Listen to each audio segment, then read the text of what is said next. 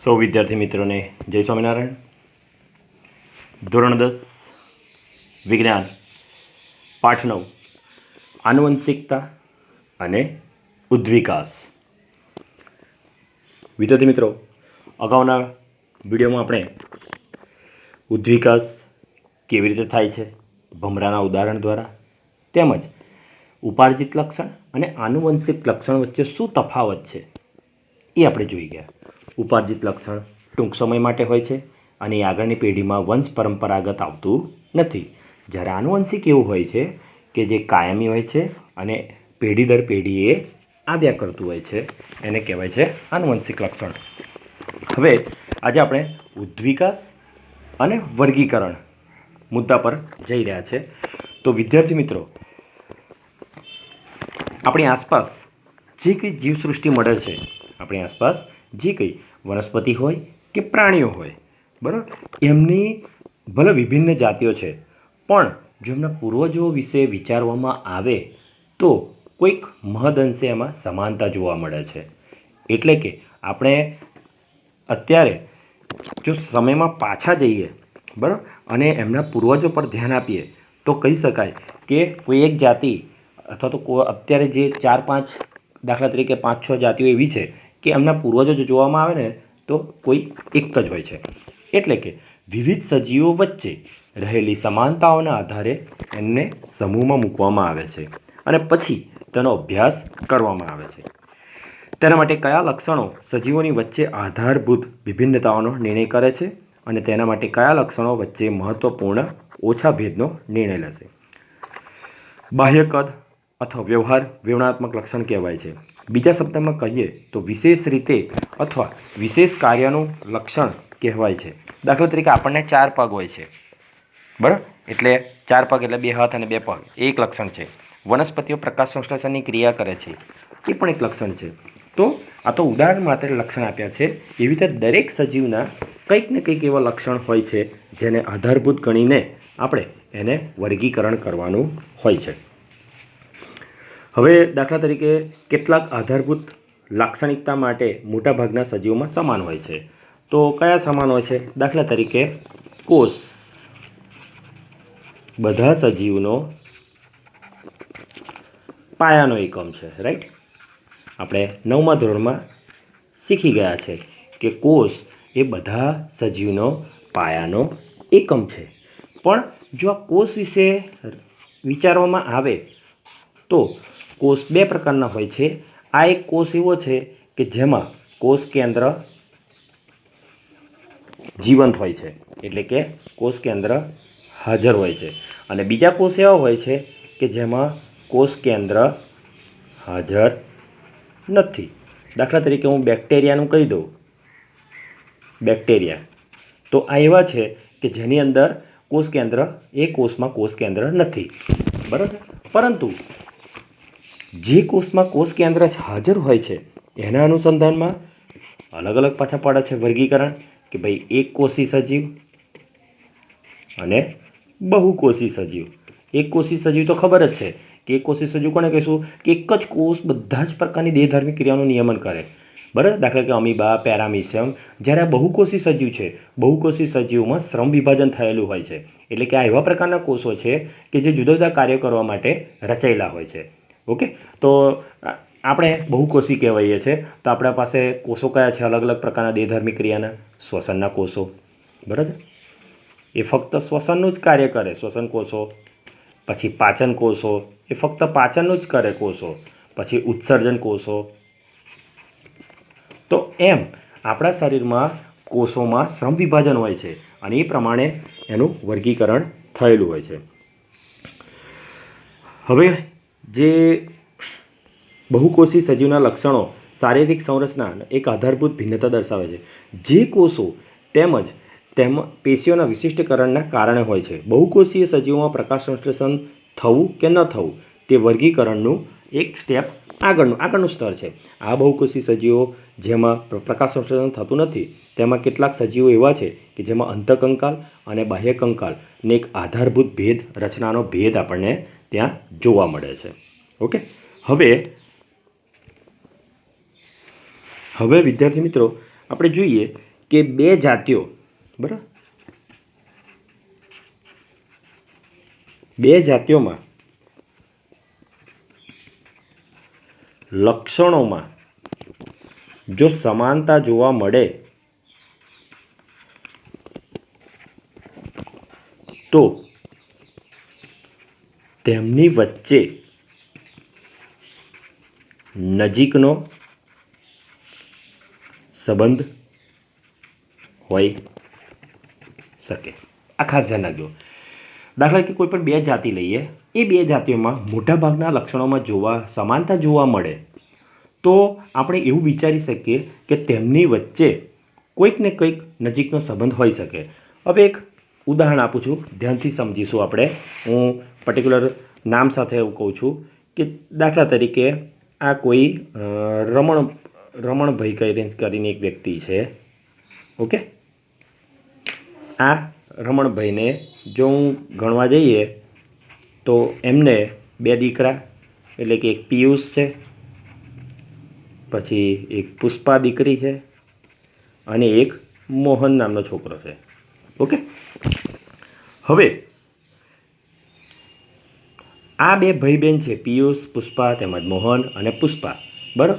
એમના જો વંશ આગળ જોવામાં આવે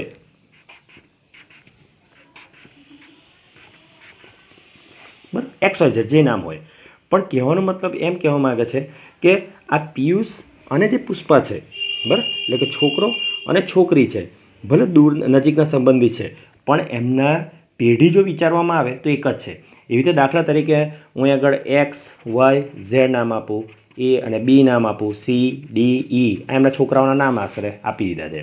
તો ભલે અત્યારે આ બધા એમનો બધા અલગ અલગ થોડા દેખાશે, મીન્સ એમની વચ્ચે સંબંધ થોડો દૂર થતો જાય છે. આપણે તો આપણી ઘેર પણ હોય છે કે આપણા કાકા, એમના છોકરા જો જોવા જઈએ તો ધીરે ધીરે એ જે પેઢી હોય છે દૂર જતી જાય છે. તો ભલે એમની વચ્ચે નજીવો સંબંધ છે પણ જો આ બધાના પૂર્વજો જોવામાં આવે તો કોઈ એક જ છે એમ કહેવા માગે છે. તો એક ઉદાહરણ પૂરું પાડ્યું છે કે આપણા સમાજમાં કેવું ઉદાહરણ છે કે દાખલા કે આપણે જો સાતમી પેઢી હોય, બરાબર, અને આપણા સાતમી પેઢીના પહેલાં દાદાનું વિચારીએ અને પછી એમના છોકરા અને બધા એમના છોકરા છોકરીઓ એમ બધું વિચારવા જઈએ તો કેટલું મોટું વટવૃક્ષ બની જાય, બરાબર. તો એમ કહી શકાય કે ભલે નીચે 100 સંખ્યા છે પણ એ 100 સંખ્યાની જો સાતમી પેઢી જોવામાં આવે તો કોઈ એક જ વ્યક્તિ હશે. ખ્યાલ આવે છે? તો કહેવાનો મતલબ એમ કે અહીંયા ગમે તેટલી જાતિઓ લઈ લઈએ, એ જાતિઓમાં જો લક્ષણોમાં સમાનતા જોવા મળે તો એમ કહી શકાય કે એમના વચ્ચે કંઈક નજીકનો સંબંધ છે. એનો મતલબ એમ કે એમના પૂર્વજો કોઈક એક જ હોવા જોઈએ એમ કહેવા માગે છે. તો આ રીતે આપણે જો એવું વિચારીએ કે એમના લક્ષણોના આધારે અને એમના પૂર્વજો વિશે આપણે જો જોવા જઈએ તો કંઈક મહદઅંશે આપણને એમાં સત્યતા દેખાય છે. હવે આગળ વધીએ તો આવે છે ઉદ્વિકાસીય સંબંધોને શોધવા. ઉદ્વિકાસીય સંબંધોને શોધવા. હવે સંબંધો શોધવાની વાત કરે છે તો વિદ્યાર્થી મિત્રો, આ વિકાસીય સંબંધોને શોધવા માટે જે પ્રાણી શરીર હોય છે એની અંતસ્થ રચનાનો અભ્યાસ કરવામાં આવે છે. અંતસ્થ રચનાનો અભ્યાસ કરવામાં આવે છે. તમે અહીં આગળ જોઈ શકો છો, આ ચોપડીમાં આકૃતિ આપેલી છે કે દેડકાનું આ પગ છે, રાઈટ, આ ગરોળીનો પગ છે, આ પક્ષીની પાંખ છે અને આ માનવનો હાથ છે. દરેકનું હાડપિંજર આપેલું છે. હવે તમે ધ્યાનપૂર્વક જોશો તો એની અંતસ્થ રચના તમને કેવી દેખાય છે એ જુઓ. તો તમામના હાડકાં જે છે સાંધાવાળા છે, આંગળીઓ પણ સાંધાવાળી છે, બરાબર. તો એમ કહી શકાય કે આ જે બધા જે છે એ કેવા છે, રચનાની દૃષ્ટિએ સમાન છે પણ કાર્યની દૃષ્ટિએ કેવા છે, જુદા જુદા છે. તો કાર્ય કેવું થશે, દાખલા તરીકે દેડકાનું છે તો એ કૂદકો લગાવવા માટે છે, ગરોળી છે એ ચાલવા માટે હશે, પક્ષીની પાંખ છે એ ઉડવા માટે છે અને આ જે મનુષ્યનો હાથ છે તે વસ્તુ પકડવા માટે છે. તો માટે આને સમમૂલક અંગો અથવા તો રચના સદૃશ અંગો કહેવામાં આવે છે. એટલે કે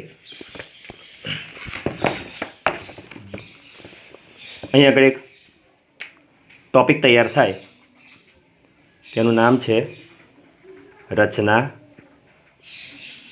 સદૃશ અંગો, જેને સમમૂલક અંગો પણ કહેવામાં આવે છે. સમમૂલક અંગો પણ કહેવામાં આવે છે. તો થશે શું વિદ્યાર્થી મિત્રો? સમમૂલક અંગો અથવા રચના સદૃશ અંગો એટલે શું? જે અંગોની અંતસ્થ રચના સમાન હોય પરંતુ કાર્ય જુદા જુદા હોય તો તેને સમમૂલક અથવા રચના સદૃશ અંગો કહે છે. દાખલા તરીકે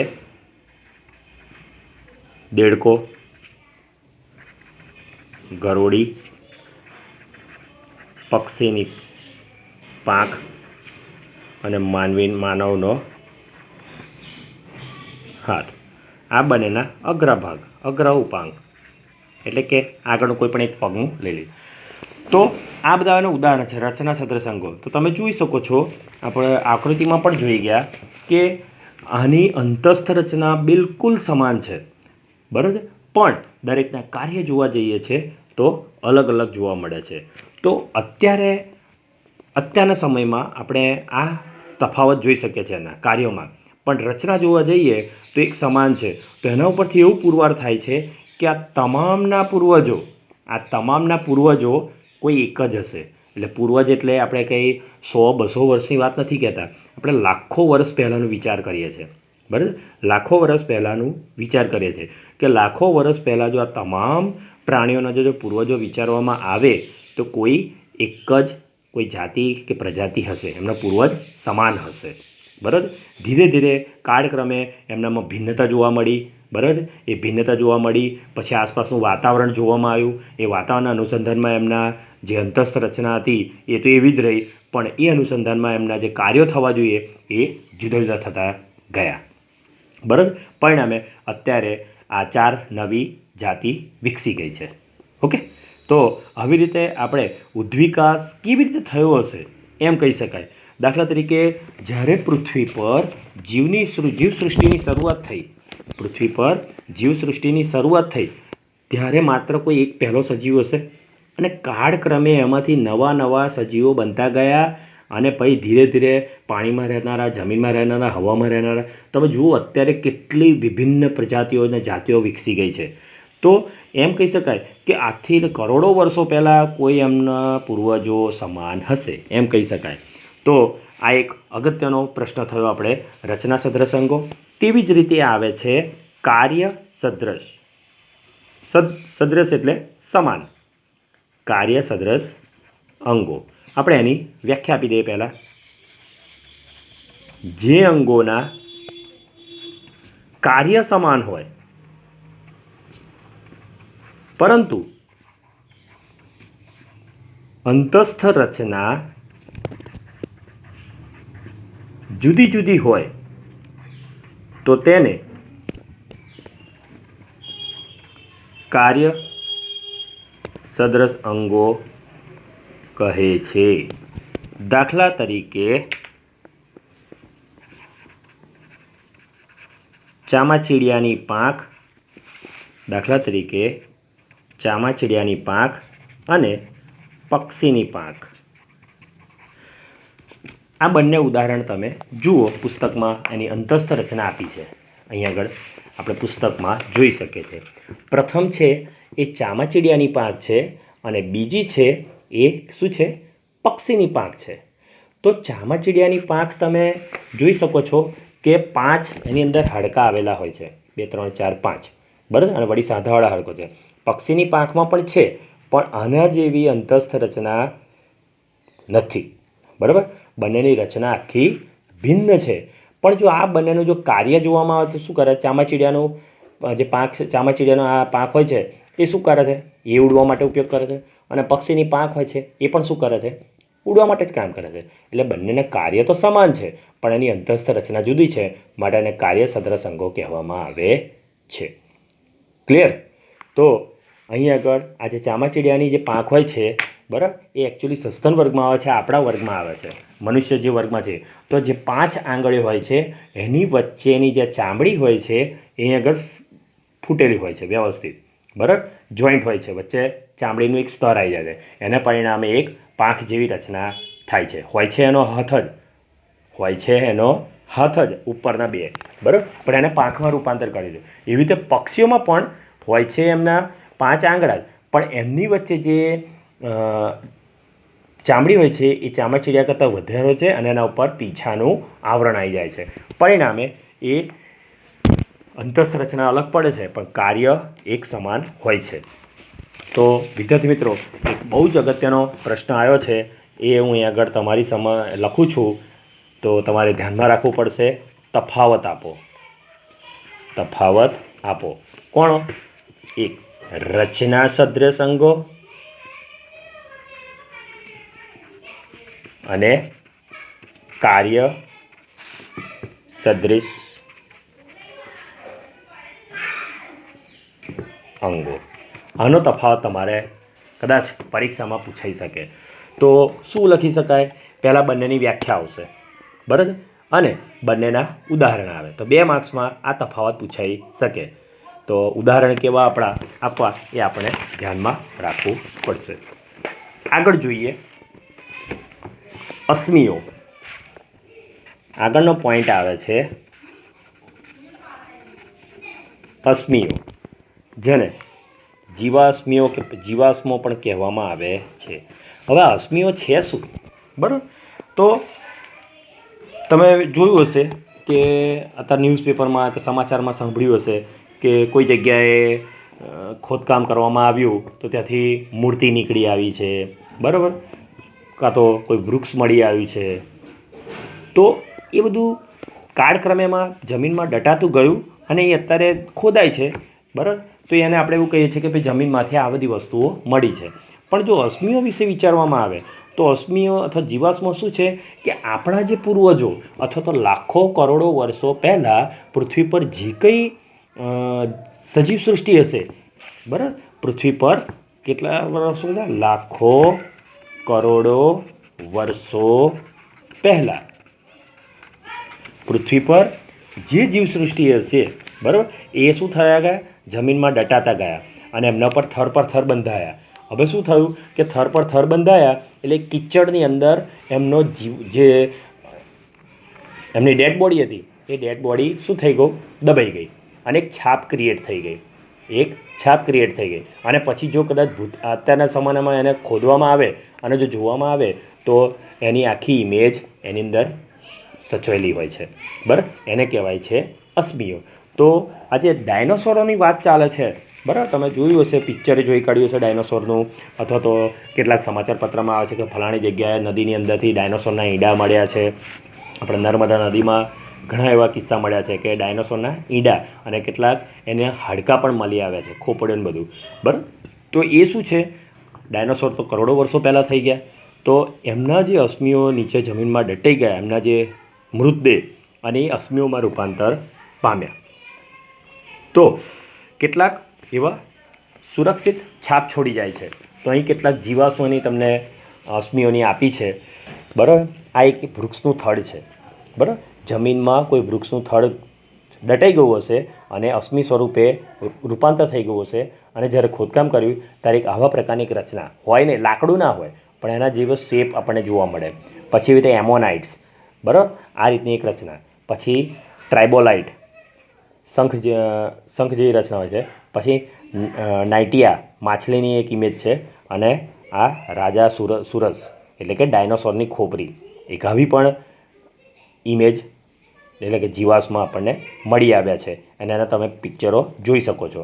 તો આ બધા લાખો વર્ષો પહેલાં પૃથ્વીના પેટાળમાં કિચડમાં દટાઈ ગયા હશે એમના મૃતદેહો અને એની છાપ રહી ગઈ હશે. અને જ્યારે અત્યારે ખોદવામાં આવે ત્યારે શું થઈ જાય છે, એ માટી સુકાઈ જાય એટલે કડક થઈ જાય અને તેમાં કીટકના શરીરની છાપ સુરક્ષિત રહી જાય. એટલે કે એ વખતનો જે જીવ હોય એની છાપ સુરક્ષિત રહી જાય. હવે દાખલા તરીકે ચલો માની લો તમે કીધું હશે કે ડાયનોસોર કરોડો વર્ષો પહેલાંના છે, કે ભાઈ 10 કરોડ વર્ષ પહેલાંના છે, 2 કરોડ વર્ષ પહેલાંના છે. તો કેવી રીતે ખબર પડી હશે કે જોવા ગયા હશે સાયન્ટિસ્ટો કે આ આટલા વર્ષ જૂનો છે? દાખલા તરીકે જમીનનું ખોદકામ કર્યું અને એક ડાયનોસોરની ખોપડી મળી અને એવું કહે છે કે આ 2 કરોડ વર્ષ પહેલાંના છે.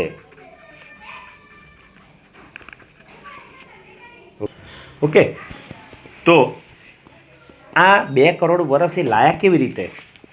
તો જે કંઈ જીવાશ્મ હોય છે એની અંદર C14 કાર્બન રેડિયો એક્ટિવ હોય છે. કાર્બન રેડિયો એક્ટિવ નામનું તત્વ હોય છે C14. દરેકમાં કાર્બન 12 તો હોય છે પણ દરેકની અંદર C14 પણ હોય છે. આ એક એવું તત્વ છે કે જે લાંબા સમય સુધી, કરોડો વર્ષો સુધી એમાંથી રેડિયેશન નીકળતું જ હોય છે. હવે દાખલા તરીકે આ ડાયનોસોરનું કોઈ પૃથ્વીના પેટાળમાંથી જીવાશ્મ મળ્યું તો એમાંથી જે રેડિયો એક્ટિવ નીકળે છે, એને કોમ્પ્યુટરાઇઝ એટલે કે કાર્બન ડેટિંગ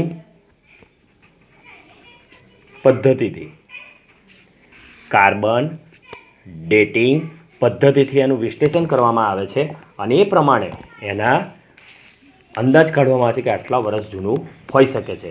બીજી પદ્ધતિનું નામ છે ફોસિલ ડેટિંગ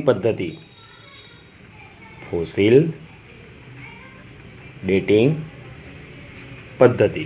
આમાં પણ જે જીવાશ્મ મળી આવનારા હોય કોઈ એક તત્વને વિવિધ સમસ્થાનિકોના ગુણોત્તરના આધારે એના જીવાશ્મના સમયે નક્કી કરવામાં આવે છે. તો આવી રીતે 10 કરોડ વર્ષ જૂના જે ડાયનોસોરના અવશેષો, એ વખતના સજીવો જે હશે એ પુરાવા પણ આપણને મળ્યા છે.